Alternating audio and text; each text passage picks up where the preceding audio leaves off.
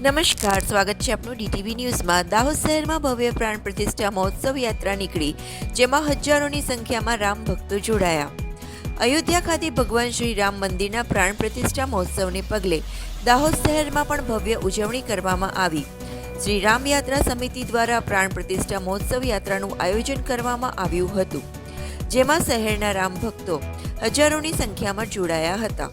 જય શ્રી રામના નાદથી શહેરના માર્ગો ગુંજી ઉઠ્યા હતા। યાત્રામાં દાહોદના ધારાસભ્ય કનૈયાલાલ કિશોરી, પાલિકા પ્રમુખ સહિત સૌ કોઈ અગ્રણીઓ જોડાયા હતા।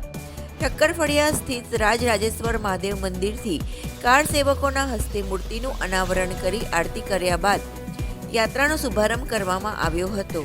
વોર્ડ નંબર 3ના કાઉન્સિલર કાઈ ચુનાવાલા સહિત દાઉદી વોરા સમાજના અગ્રણીઓએ ભગવાન શ્રી રામને પુષ્પગુચ્છ અર્પણ કરી યાત્રાનું સ્વાગત કર્યું હતું।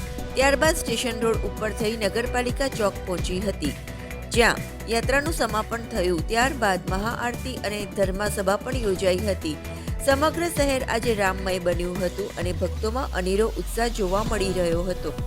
સ્વયં ઘરને આંગણે આવેલા ભગવાન શ્રી રામના દર્શન કરી સૌ કોઈએ ધન્યતા અનુભવી હતી।